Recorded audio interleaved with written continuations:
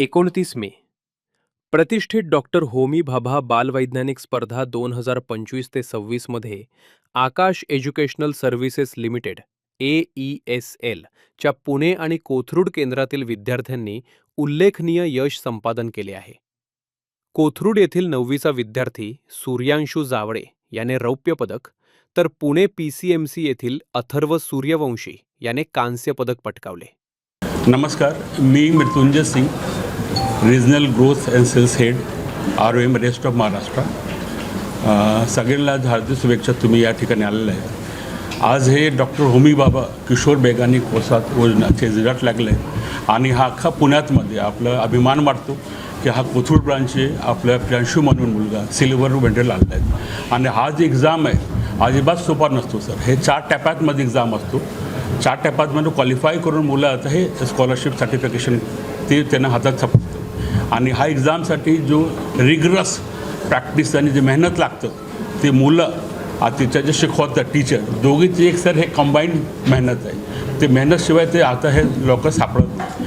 आणि हा जी मॅडम बसले आहेत, जे मुलं क्वालिफाय झाले आहेत त्याची एकत्र मेहनत आहे. आता ते मेहनत करून हा ठिकाणी झालेलं आहेत. आणि अख्खा पुण्यातमध्ये आपलं हा branch PCMC branch, Pulgate branch, हे विमाननगर ब्रांचमध्ये मुलं क्वालिफाय झालेले आहेत. आणि प्रत्येक वर्ष होतो. आणि हा मुलाचे आपलं जर भविष्य तुम्ही बघायला गेलं तर तुम्हाला आज सांगतो की हा मुलं तुम्हाला प्रत्येक पुढचा जे आपला कॉम्पिटिटिव्ह एक्झाम असणार, समजा नीट असू द्या, JEE असू द्या किंवा UPSC असू द्या, त्याच्यामध्ये त्यांचं एक बेनिफिट मिळालं. काय की हाच एक्झाम एक लेवल आहे, त्याचा कन्सेप्ट, स्किल, इंटरव्ह्यू आणि डेमो ते तिघी लागूनच त्याचा प्रॅक्टिस त्याच्यामध्ये होतो.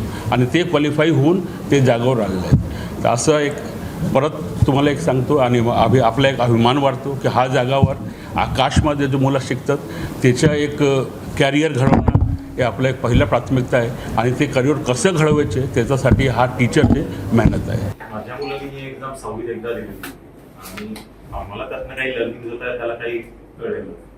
पण 8वी पासून तो इथे येतो आणि I can take a name of madam Sakshi madam. Stage नंतर मॅडमने सांगितलं की कुठल्या कुठल्या स्टेजेस, प्रत्येक स्टेज नंतर काय प्रिकॉशन घेतली पाहिजे, कसा अभ्यास केला पाहिजे याचं पूर्ण मार्गदर्शन साक्षी मॅडमने केलं होतं. आणि same all faculties in Aakash are equally with providing the knowledge as well as providing the infrastructure what is.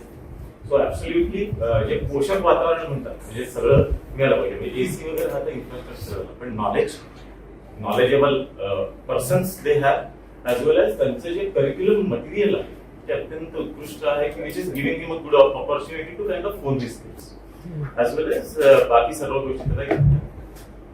आणि आमचा रिझल्ट त्याच्याबद्दल किंवा आमचं एक रिॲक्शन त्याच्याबद्दल अशी होती की ॲब्सोल्युटली रमेश पहिल्यांदा तो सेकंड राऊंड पर्यंत गेला बट तो फायनल राऊंडला नाही जाऊ शकला. सो आम्हाला एक डिसअपॉइंटमेंट होती 6वीत असताना.